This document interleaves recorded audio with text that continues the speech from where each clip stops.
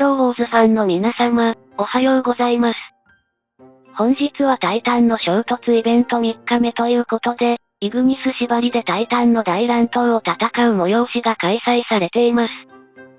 今回のイベントも前回のイベントと同様に、対戦相手チームに闇属性と光属性のタイタンが含まれていない場合は、闇のタイタン4体とイグニスで試合に勝利できます。それとは逆に、対戦相手のチーム編成が闇と光のタイタンだけの場合、非属性のタイタン4体と、ヒュペリオンの組み合わせで戦えば、大抵の場合は勝利することができます。本日のカーク信者は、ライフを一つ消費するだけで、タイタンの大乱闘のデイリークエストをすべてクリアすることができました。このような成果を得ることができたのは、カーク信者の日頃の行いが良いからでしょう。カーク信者さんが常日頃行っている善行って何ですか？ギルドマスターとして3年間もギルドを存続させていることじゃないかな？これしか思い浮かびません。なんだか小学生の方が、あなたよりも社会貢献していそうですね。さて、闇のタイタンと光のタイタンだけの対戦相手と戦う際、どのようなチーム編成が有効なのかご存知でしょうか？カーク信者が Google 検索で調べてみたところ、非属性のタイタン4体とヒュペリオンの組み合わせだと、かなりの確率で勝利できることが分かりました。なんだ、カーク信者さんが見つけた必勝法じゃなくて、他人のアイデアの受け売りかよ。それをドヤ顔で言われてもな。ぶっちゃけた話をすると、今現在、闇と光のタイタンを実戦の場で使う機会はほとんどないと思います。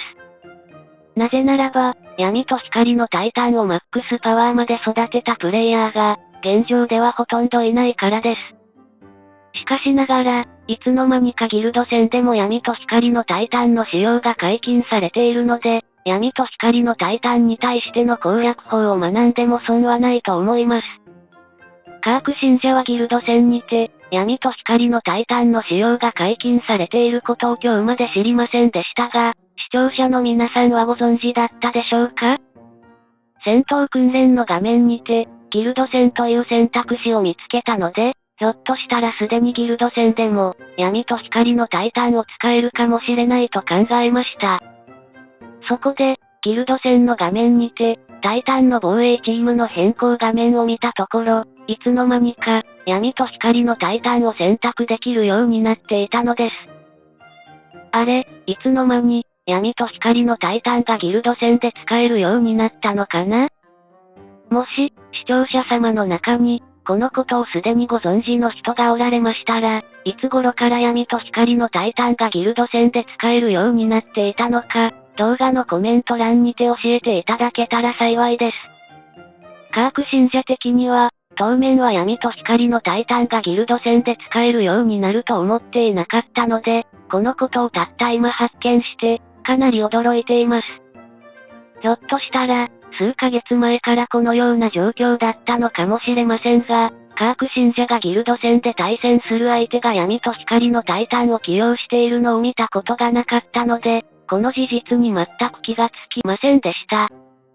まあ、闇と光のタイタンがギルド戦で使えるようになっても、だから何って感じなんですけどね、あはは。なぜならば、カーク信者の場合、火属性、水属性、大地属性のタイタンの育成が終わるまでは、闇と光のタイタンの育成に取り掛かれる状況ではないからです。カーク信者が闇と光のタイタンの育成のことを考え始めるのは、早くても5年後なんじゃね？カーク信者もできることなら、タイタンの育成を頑張りたいと考えています。しかし、数百万円単位でタイタンに課金できる人でない限り、マックスパワーのタイタンのチーム編成を短期間で入手するのは不可能です。カーク信者のように、タイタンの育成にエメラルドをほとんど使用しない場合だと、タイタンのアーティファクトを最大値にするだけでも、7年の期間を要すると考えています。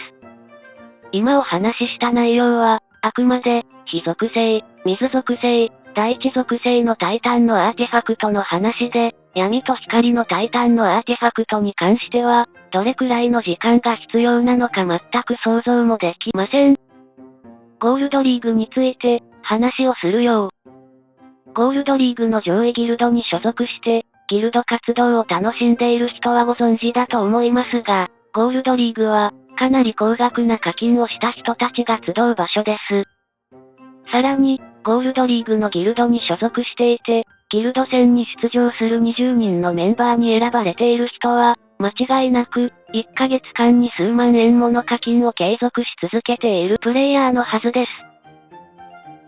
そんなカーク信者さんのギルド、グラビティも、ゴールドリーグに所属しているんじゃないの？いいえ、グラビティは数ヶ月前にシルバーリーグへ降格してから、ずっとシルバーリーグから抜け出せない状態なのです。それが何か？話を元に戻しますが、ギルド戦にて、闇と光のタイタンの使用が解禁された今、ゴールドリーグの上位に位置しているギルドでは、かなりの金額をタイタンの育成に費やしているのではないでしょうか。個人的には、そこまで急いでタイタンを強化しなくても良いと思いますけどね。ここまでの話をまとめるよ。今現在開催されているタイタンの衝突イベントより、タイタンに新たなスキンが実装されるようになりました。